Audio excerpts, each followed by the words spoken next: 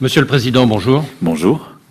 Merci de recevoir Radio France Internationale ici, à l'Élysée, dans le Salon Vert, en cette période de confinement. Ce lundi, lors de votre allocution aux Français, évidemment, vous avez parlé essentiellement de la France, mais vous avez parlé aussi, vous avez évoqué d'autres pays du monde, et vous avez appelé à une annulation massive de la dette contractée par les pays du Sud.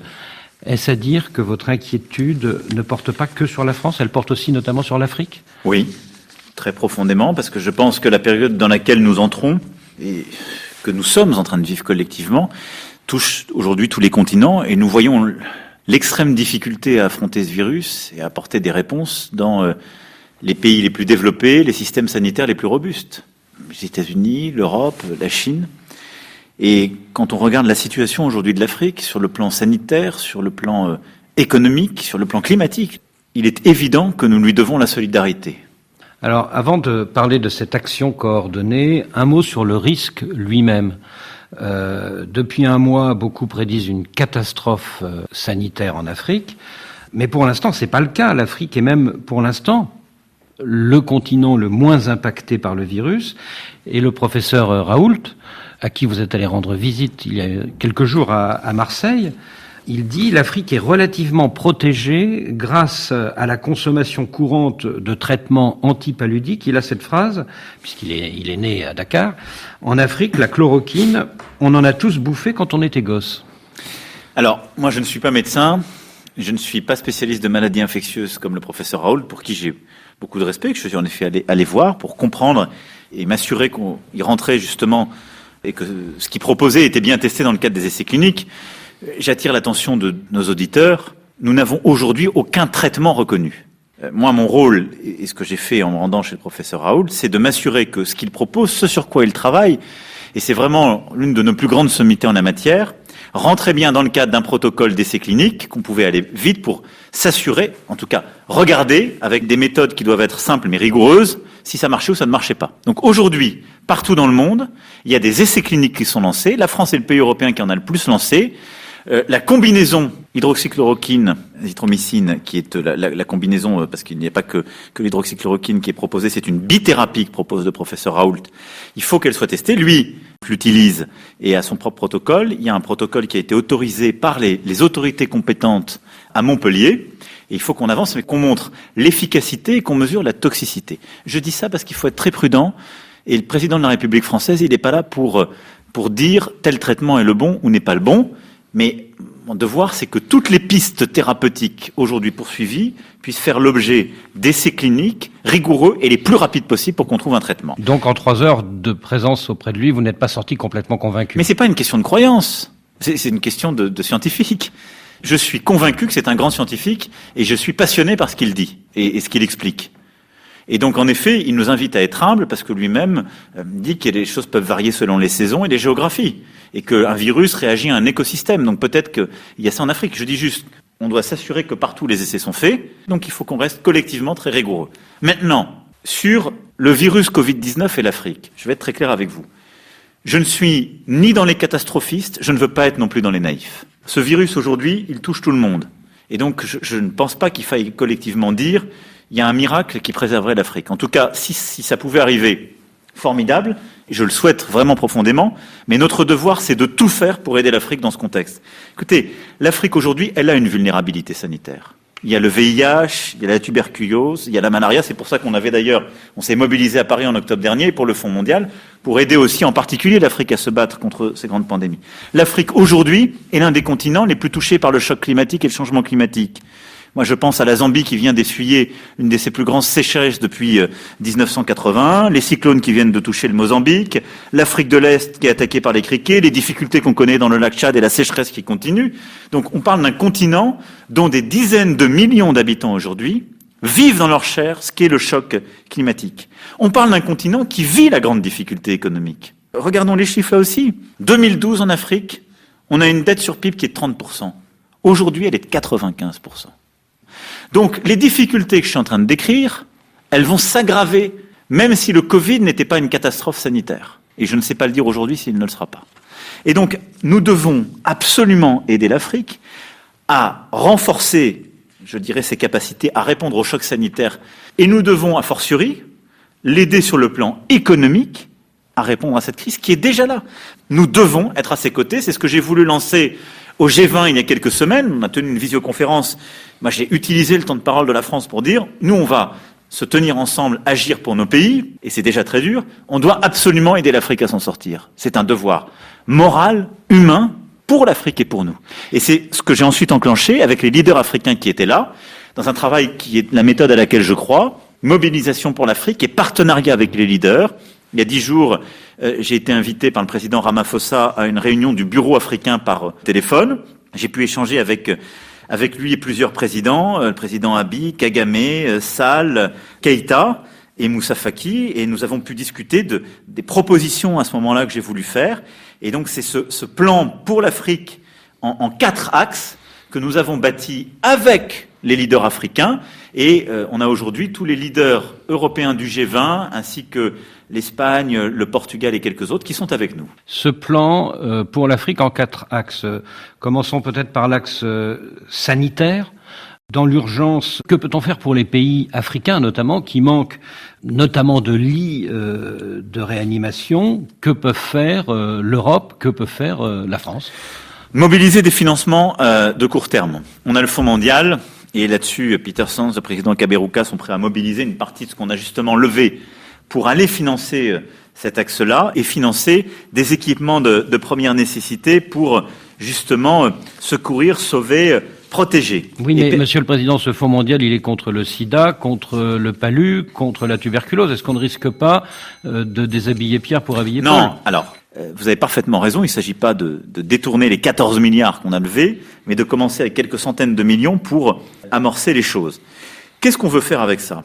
On veut permettre d'absorber le choc et donc de mobiliser les autres puissances du G20 pour permettre de monter les capacités et ce dont les systèmes de santé ont besoin aujourd'hui. On a besoin, vous l'avez dit, de lits, de respirateurs, donc il faut pouvoir acheter ces matériels. Nous, on est en train d'en reproduire pour nos propres systèmes, mais je veux qu'on puisse en produire au-delà pour aussi ensuite fournir nos partenaires africains. Et le déphasage, si je puis dire, entre nos pics épidémiques qui semblent pas arriver en même temps, j'espère va nous aider.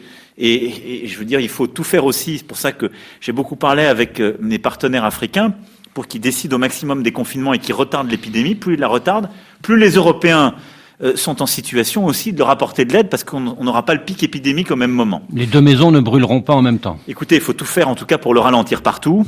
Et je pense que c'est très important qu'on ait un peu ce décalage. Mais l'idée, c'est de pouvoir acheter ce matériel, de pouvoir protéger, de pouvoir répondre et de pouvoir accélérer nos essais cliniques pour un traitement et un vaccin. Et de le faire là de manière synchrone. Et moi je pense que ce qu'on peut réussir dans le cadre de cette pandémie, c'est ce qu'on n'a jamais réussi à faire et qui est, je crois, essentiel si on veut sortir, permettre à l'Afrique de résister et sortir le monde de cette épidémie, c'est de dire sur les traitements et le vaccin, on a une approche qui est la diffusion en même temps dans nos continents du traitement et du vaccin quand on l'aura trouvé. Et donc l'idée c'est de dire, on a au niveau international le CEPI, lancé par la Norvège, financé par beaucoup, qui fait la recherche sur justement les vaccins en la matière. Il y a plusieurs initiatives qui sont en cours. On a le Gavi, lancé par la France et le Brésil il y a maintenant près de 20 ans, qui sert justement à diffuser ces innovations et à avancer. Et le Gavi et le Fonds mondial doivent travailler ensemble sur cette pandémie, en particulier pour l'Afrique. On a Unitaid, qui sert justement à favoriser l'accès à la santé, à ces équipements et à beaucoup de choses. On a le Fonds mondial qu'on évoquait. Tout ça, on doit réussir, avec l'OMS, à mettre à la fois une partie des financements, l'expertise qu'on a, c'est-à-dire la recherche formidable, mais aussi la diffusion. Mobiliser les grandes fondations. Je pense à la fondation Gates, à One et à plusieurs qui ont mis beaucoup d'argent, de capital politique aussi dans cette affaire, et toutes les ONG. Pour dire, on avance partout sur les essais cliniques et le traitement, mais on se met en situation, le jour où on a un traitement, de le rendre accessible au continent africain en même temps qu'il sera accessible chez nous. Et donc, pas d'histoire de propriété intellectuelle, pas d'histoire de délai, pas d'histoire de sous, on se met en capacité de le faire. Et pour le vaccin, pareil. Pour accélérer le manufacturing du vaccin le jour où on l'a, c'est-à-dire sa production en grande quantité, pour permettre aux pays développés comme aux pays en développement et aux pays pauvres d'y avoir accès dans les meilleurs délais. Et donc, on brûle les étapes pour permettre de l'avoir au plus vite. De ce volet sanitaire, on arrive donc au volet recherche. Il y a d'éminents épidémiologistes en Afrique. On l'a vu lors de la riposte contre Ebola. Malheureusement, il n'y a pas toujours les infrastructures nécessaires. Comment faire en sorte que tout soit connecté ? Alors, il y a beaucoup d'instituts de recherche français internationaux. Vous parliez du professeur Raoult qui travaille lui-même avec l'IHU de Marseille, avec beaucoup de partenaires en Afrique et qui me disait combien il était frappé de l'excellence de plusieurs centres, de la qualité à la fois des chercheurs et des infrastructures. Il a travaillé avec l'IRD à Dakar. Exactement. On a l'Institut Pasteur qui a aussi une présence forte en Afrique et qui est... L'idée, c'est qu'on puisse mettre en place véritablement, qu'on puisse articuler un réseau justement de compétences, d'expertise et qui permettent à la fois de mutualiser le savoir entre ce que l'Asie, l'Europe, les États-Unis ont vécu pour que très vite ça se diffuse dans la communauté académique, de recherche, mais aussi de clinique en Afrique, de permettre les échanges beaucoup plus accélérés entre les différents pays. Et c'est aussi pour ça que l'Union africaine a un rôle clé. C'est qu'elle est en quelque sorte ce qui va permettre d'étayer ce réseau. Et l'idée, c'est vraiment de créer ce réseau d'excellence africain, de centres d'expertise, pour le contrôle, la prévention des grandes pandémies telles qu'on est en train de le vivre, et de créer une coalition pour la prévention de ces pandémies, et de s'assurer que les réseaux qui parfois sont séparés les uns des autres se mettent à travailler ensemble. Vous savez qu'en Afrique, beaucoup de gens travaillent dans l'informel et qu'ils travaillent le jour pour manger la nuit. Donc le confinement, ça ne marche pas. Sur le plan humanitaire, quelles sont les urgences ? Alors, vous avez parfaitement raison, et d'ailleurs, beaucoup de présidents et premiers ministres africains que j'ai eu m'ont fait part de cela. Il y a l'économie informelle, il y a la circulation régionale, il y a le fait que pour manger, on a en effet besoin aussi d'avoir accès aux lieux où on distribue la nourriture et de continuer à procéder à cette économie. Et donc la fermeture complète, le confinement complet, comme on dit aujourd'hui en Europe, ne peut pas fonctionner exactement de la même manière. Il faut malgré tout, il puisse se mettre en place pour prévenir. Et donc il crée, si je puis dire, une situation dramatique au carré, qui est qu'on a des régions les plus vulnérables qui ont en plus un sujet, évidemment, d'accès à la nourriture, d'accès aux soins primaires, et donc une crise humanitaire qui est en train de poindre. On l'a d'ailleurs parfaitement vu au moment où, et à chaque fois qu'Ebola intervient dans certaines régions. On connaît cette situation, notre crainte c'est qu'elle se multiplie avec le Covid-19, qu'elle vienne se rajouter à ce que certaines pandémies créent, et donc on est les populations et les régions les plus vulnérables qui, en effet, est là un besoin de réponse humanitaire. Là, la réponse, elle passe par l'Organisation des Nations Unies, ce qu'on doit mettre derrière le Programme alimentaire mondial. Et donc, le troisième volet, en effet, de cette initiative, c'est un volet humanitaire, en lien avec le Programme alimentaire mondial et l'ONU, avec d'ailleurs sans doute une mobilisation de ce que nous avons par le truchement des Nations Unies partout en Afrique, qui est notre présence, parfois militaire, mais qui peut aider et soutenir cela, et qui est d'accéder aux populations qui sont les plus fragiles, qui sont les plus loin de ces besoins de base, pour s'assurer qu'ils ont un accès aux soins primaires, à l'alimentation et à la survie. Le quatrième axe de votre action coordonnée, c'est le volet économique, le volet financier. Tous les ans, les pays africains doivent rembourser quelques 365 milliards de dollars à leurs créanciers. Comment allez-vous convaincre ces créanciers qui sont publics mais qui sont aussi privés et qui sont chinois, européens, américains? Comment vous allez les convaincre de renoncer à une telle somme d'argent? C'est colossal. Quand on regarde comment toutes les économies développées ont répondu à la crise, on a fait deux choses, un choc de politique monétaire et un choc de politique budgétaire. Les banques centrales, la Banque d'Angleterre, la Fed, la BCE, ont eu une politique monétaire massive au mois de mars, sans précédent, en termes de rapidité et de magnitude, et ensuite une réponse budgétaire que les gouvernements sont en train de prendre. Dans ce contexte-là, il n'y a pas d'équivalent monétaire sur le continent africain, et je dirais que c'est la double peine.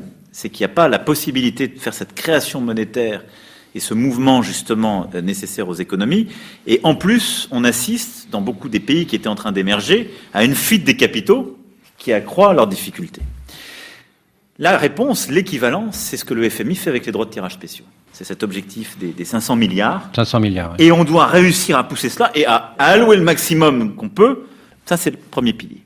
Le deuxième, sur le plan budgétaire, il passe par le sujet du service de la dette, ce que vous avez évoqué. Vous avez rappelé les chiffres, et ils sont cruels. Chaque année, 1/3 de ce que l'Afrique exporte sur le plan commercial sert à servir sa dette. C'est fou.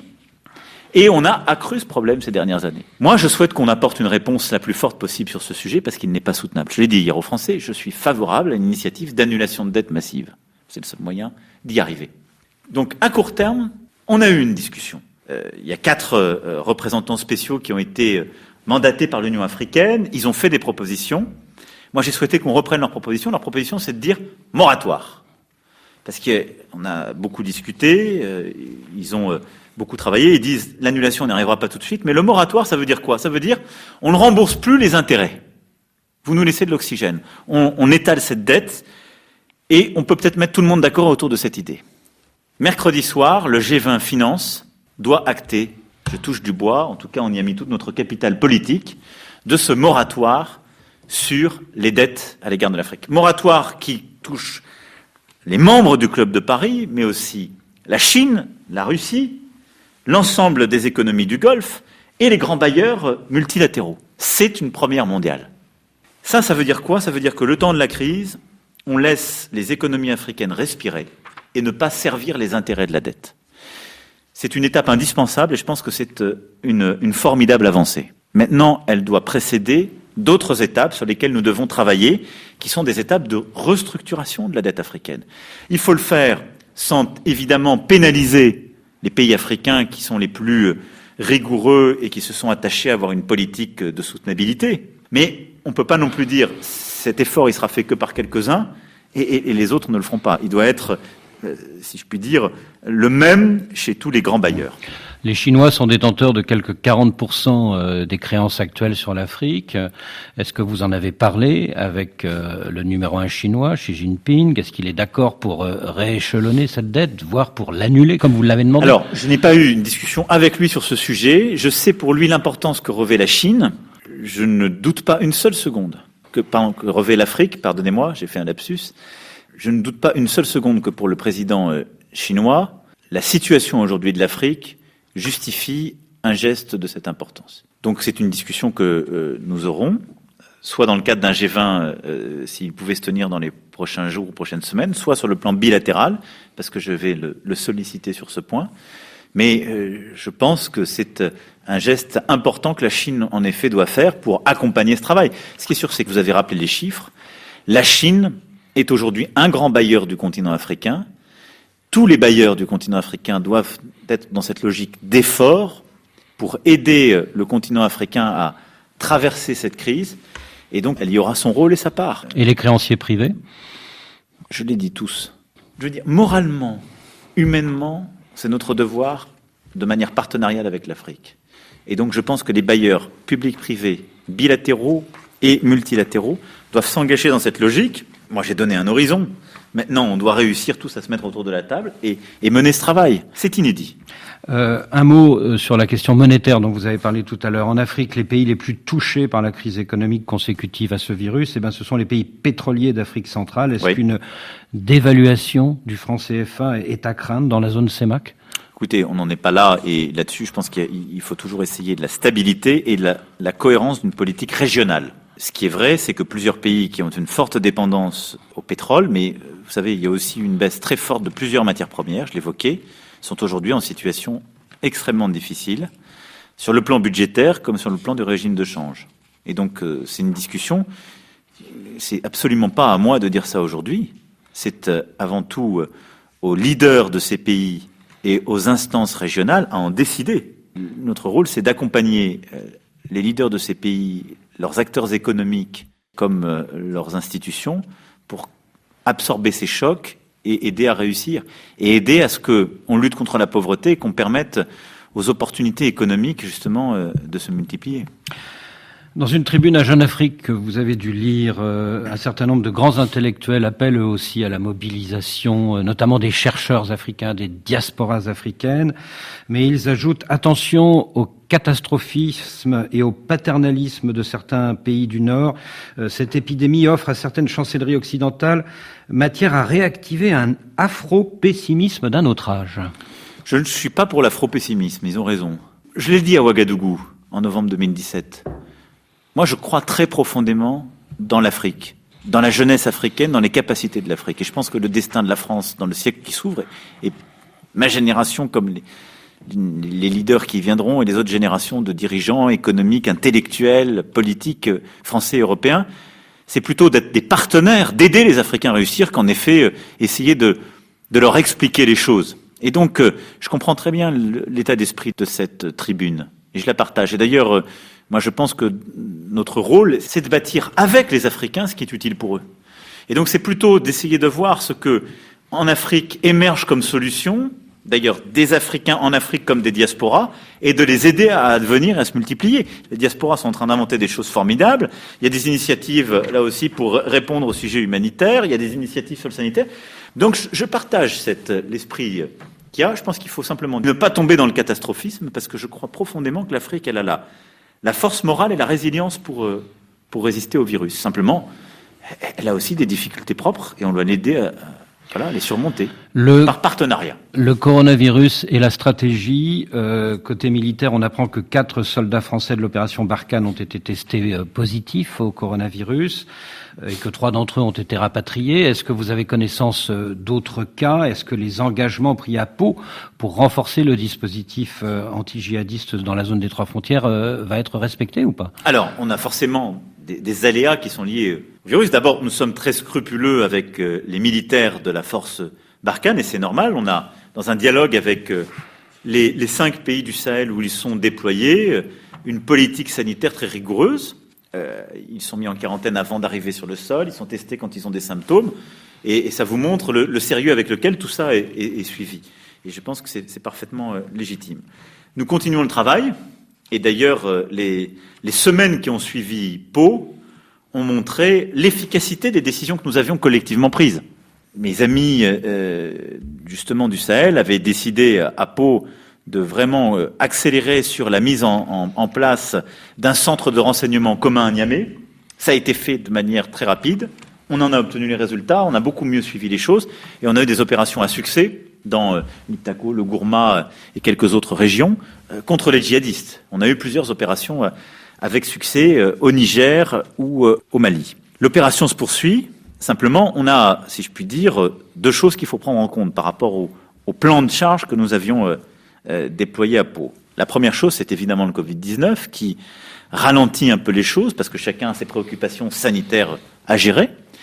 Mais cela ne les divertit pas pour autant parce que les armées continuent à être mobilisées et nous continuons les opérations. Il y a des nouveaux cas dans l'armée française? Chaque jour. Non, il n'y a pas, à ma connaissance, de nouveaux cas. La deuxième chose, c'est qu'il y a eu une offensive extrêmement dure de Boko Haram et associée, si je puis dire, dans la région du lac Tchad. Et je veux ici redire notre solidarité à l'égard du Tchad et de son peuple, parce qu'ils ont été durement touchés. L'armée tchadienne a subi des pertes importantes dans un premier temps. Elle a ensuite réagi très fortement, mais ça a conduit l'armée tchadienne à se mobiliser, non seulement sur son sol, mais aussi au Nigeria, au Niger et au Cameroun. Et je veux saluer vraiment l'esprit de responsabilité, le courage des soldats tchadiens et du peuple tchadien qui, alors même que c'est un terrain d'opération très difficile, se sont mobilisés pour lutter contre justement ces mouvements terroristes et ont repris le terrain qui était perdu, ont aussi défendu la souveraineté de leurs voisins et se sont battus contre les terroristes.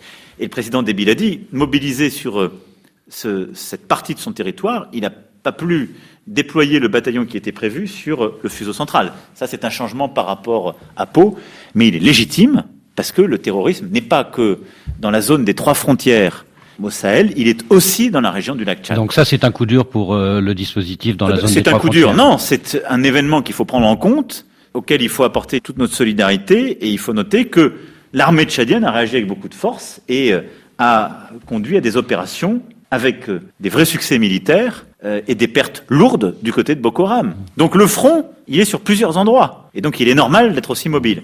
Par contre, les choses avancent, il y a eu plusieurs points qui ont été repris, et des pertes lourdes du côté des djihadistes dans la zone sahélienne à la suite de Pau. Mais donc Pau avance, l'agenda de Pau avance, nous continuerons à être avec les forces Barkhane, mais aussi avec nos partenaires européens et internationaux en soutien complet des gouvernements et des peuples du Sahel.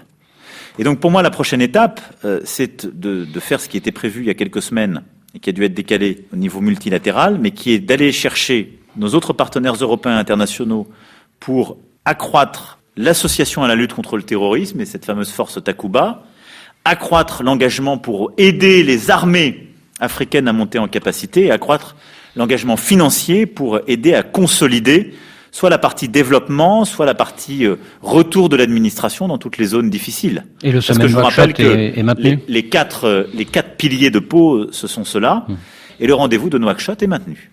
Il y a 2 semaines, c'était au micro de RFI et de France 24, Antonio Guterres, le secrétaire général des Nations Unies, a lancé un appel vibrant à tous les belligérants de tous les pays en guerre pour qu'ils respectent une trêve coronavirus. Alors on a vu un groupe de séparatistes camerounais qui a entendu cet appel, on a même vu l'Arabie Saoudite qui semble avoir entendu cet appel en ce qui concerne le Yémen.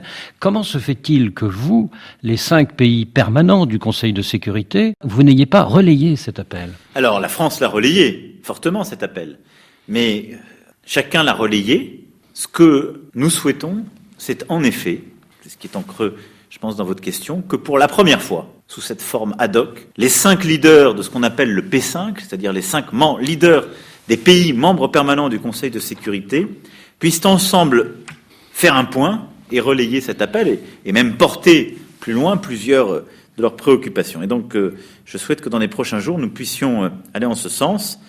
Le président Xi Jinping m'a confirmé son accord, le président Trump m'a confirmé son accord, le Premier ministre Boris Johnson m'a confirmé son accord. Je pense que, à coup sûr, le président Poutine sera d'accord aussi. Le jour où il l'est, nous pouvons avoir cette visioconférence et donc le relayer avec beaucoup de solennité, de force et encore plus d'efficacité. Dans les prochains jours ? Je l'espère. Vous avez parlé récemment avec Vladimir Poutine ? Je lui ai parlé au début où nous avons lancé cette initiative. Depuis que j'ai eu les confirmations fermes des autres leaders, je ne lui ai pas parlé et donc je compte le faire dans les prochaines heures. Les Français de l'étranger, il y a les non-résidents, c'est-à-dire les touristes, les visiteurs, et puis il y a les résidents, les expatriés.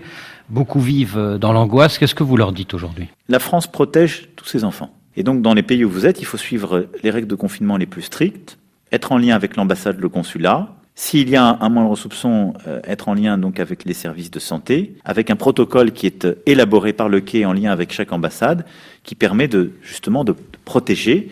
Dans l'idéal, évidemment, compte tenu des contraintes sur le lieu de résidence, mais avec aussi, comme ça existe toujours, les évacuations sanitaires pour les cas les plus critiques lorsqu'ils existent.